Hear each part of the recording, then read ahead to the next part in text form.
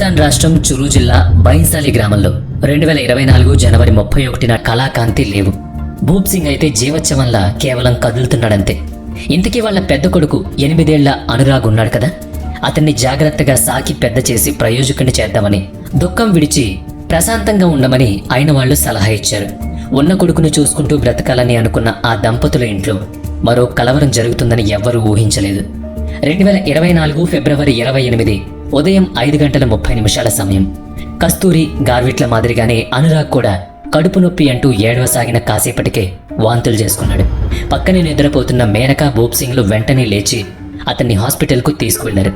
కానీ పరిస్థితి వికటించి అనురాగ్ కూడా కాలం చేశాడు. సరిగ్గా 30 రోజుల వ్యవధిలో ఆ ఇంట్లో పెద్దావిడ, 2 పిల్లలు ఒక్కొక్కరిగా చనిపోవడం ఊళ్ళో వాళ్ళని కూడా భయపెట్టింది. 3 కడుపు నొప్పి వాంతులతో చనిపోయారు. వారి కుటుంబం ఎంత విషాదంలో మునిగిపోయిందో గ్రామస్తులు సైతం అంతే. ఇక సాధారణంగా అనుకున్నట్టే బంధువులు, చుట్టుపక్కల వాళ్ళు ఈ దుర్ఘటనలకు ప్రేతాత్మలే కారణం అంటూ చెప్పుకోసాగారు. ఒకవేళ వీరంటే గిట్టని వాళ్ళు చేతబడి చేసి ఉంటారని అనుకున్నారు.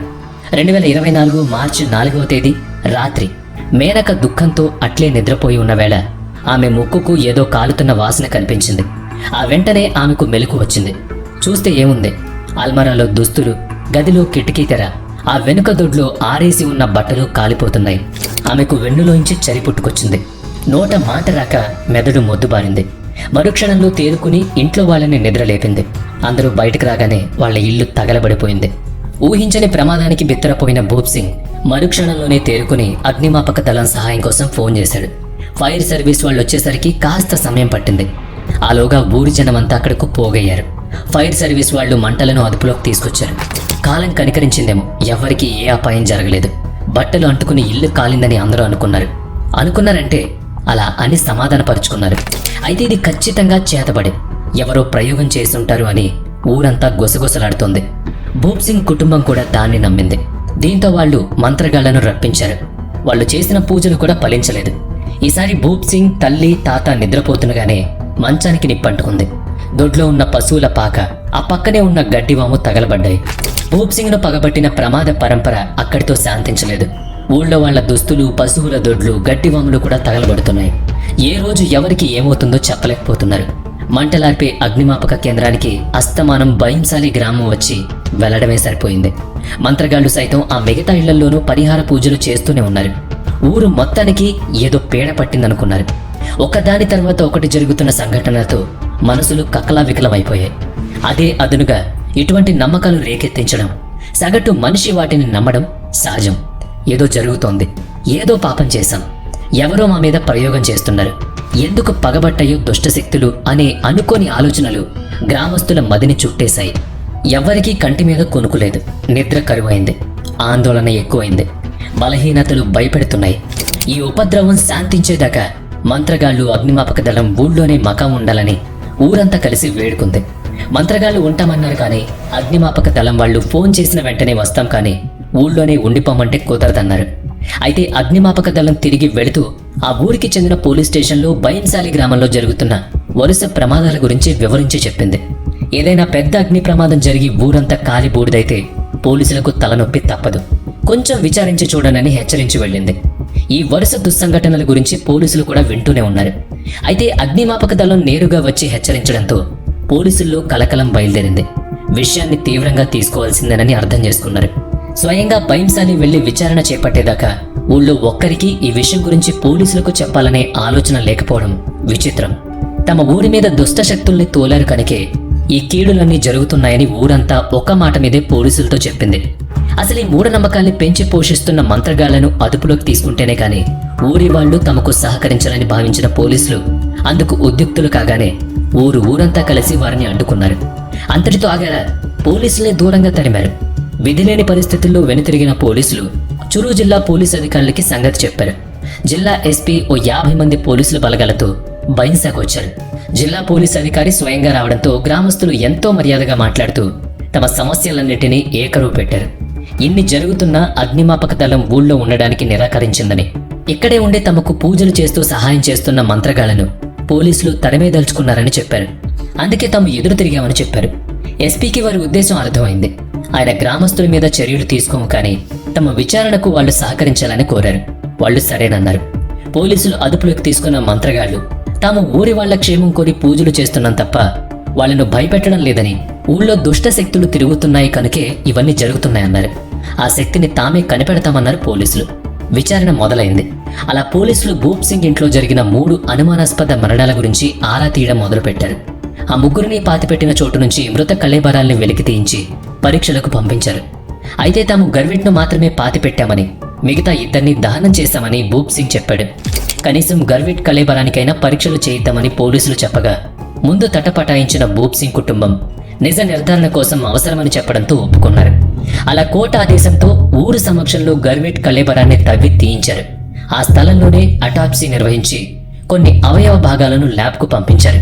ఫోరెన్సిక్ రిపోర్ట్ మొత్తం విషయాన్ని వెల్లడించేదాకా అందరిలోనూ గుబేలే. గర్విట్ శరీరం తట్టుకోగలిగే మోతాదుకు మించిన మందేదో అతనికి ఎక్కించడం జరిగిందని ఫోరెన్సిక్ నిపుణులు వెల్లడించారు. అంటే గర్విట్ను హత్య చేశారు. ఆ కోణంలో పోలీసు విచారణ కొనసాగింది. భూప్ సింగ్ ను పోలీసులు విచారించారు. కారణం, అతనికి మెడికల్ షాప్ ఉంది కనుక. భూప్ సింగ్ మందుల కొట్లో గర్విట్ శరీరంలో లభించిన మందు దొరికింది. భూప్ సింగ్ అలవాట్లను గమనించిన పోలీసులు అతను ఆ మందు గురించి ఇంటర్నెట్లో చాలాసార్లు వెతికినట్లు తెలుసుకున్నారు. మామూలుగా అయితే భూప్ సింగ్ కుటుంబ సాంప్రదాయం ప్రకారం వారి ఇంట్లో చనిపోయిన పెద్ద వయసు వాళ్ళని దహనం చేస్తారు. చిన్న వయసులోనే చనిపోయిన పిల్లల్ని పాతి పెడతారు. అలా కస్తూరిదేవి మరణించినప్పుడు దహనం చేశారు. గర్విట్ మరణించినప్పుడు ఆ చిన్నారిని దహనం చేస్తారని భూప్ సింగ్ చాలా పట్టుబట్టిన బంధువులు వ్యతిరేకించడంతో తప్పనిసరిగా భూస్థాపితం చేశారని పోలీసులు తెలుసుకున్నారు. అనురాగ్ విషయంలోనూ అలాగే పట్టుబట్టి తన పంతం నెగ్గించుకున్నాడని కూడా వాళ్ళు తెలుసుకున్నారు. సాధారణంగా ఇటువంటి విషయాల పట్ల అందరూ కుటుంబ సాంప్రదాయాల్ని పాటించాలనే చూస్తారు. తద్విరుద్ధమైన ప్రవర్తన అందులోనూ గ్రామీణుల్లో ఎవరు ఊహించారు. కానీ ఇక్కడ అదే జరిగింది. అదే పోలీసుల అనుమానానికి హేతువైంది. కొన్ని రోజులకు అంటే 2024 మార్చి 22 నాడు పోలీసులు నేరుగా భూప్ సింగ్ ను అతని ఇంట్లోనే అరెస్ట్ చేశారు. పోలీసు విచారణలో అంతా బయటపెట్టాడు. అప్పుడు పోలీసులతో పాటు ఊరి వాళ్ళు ఇప్పుడు మనం కూడా దిగ్భ్రాంతి చెందక తప్పలేదు. మీరేమన్నా ఊహించగలరా అదేంటో? అతను అంత కర్కశంగా, అంత నేర్పుగా ఇన్ని విధ్వంసాలు ఎందుకు చేసుంటాడో ఒక్కసారి ఊహించండి. నర్సింగ్ కోర్సు పూర్తి చేశాక భూప్ సింగ్ కాంపౌండర్గా పనిచేశాడు. అదే సమయంలో బైన్సాలీలోనే ఓ చిన్న మందుల దుకాణం కూడా నిర్వహించేవాడు. ఇల్లు, హాస్పిటల్, మందుల దుకాణం ఇవే అతని జీవితంలో భాగాలు.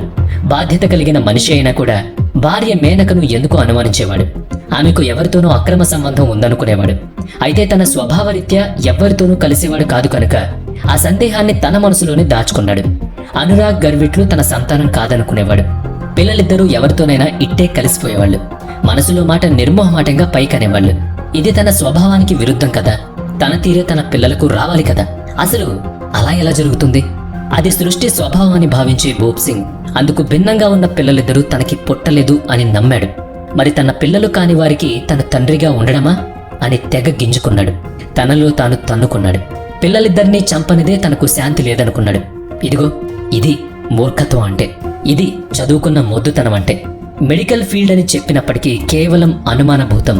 తన పిల్లలు అచ్చుగుద్దినట్లు తనలాగే తన లక్షణాలతో ఉండాలనుకోవడం నిజంగా మూర్ఖత్వం, మానసిక లోపం. స్వయంగా నర్సింగ్ చేసిన మనిషి కనుక భూప్ సింగ్ ఇంట్లో వాళ్ళకి ఏమైనా నలతగా ఉంటే అతనే మందులిచ్చేవాడు, ఇంజెక్షన్ చేసేవాడు. అలాంటి సందర్భాలను వినియోగించుకుని పిల్లలిద్దరికీ విషాన్ని ఎక్కించాడు. మరి అది ఎలాంటి మందు అయ్యుండాలో తెలియాలి కనుక ముందుగా దానికోసం ఇంటర్నెట్లో వెతికి తన మందుల దుకాణం తరపున కొనుగోలు చేశాడు. దాని పనితీరు తెలుసుకోవడం కోసం తన నాయనమ్మ అయిన కస్తూరిదేవికి 2024 జనవరి 30వ తేదీ రాత్రి ఆ మందును టీకా మందు అని చెప్పి ఇంజెక్ట్ చేశాడు. తాను అనుకున్నట్టు జరగగానే గర్విట్ అనురాగ్లకు కూడా అలాగే చేశాడు.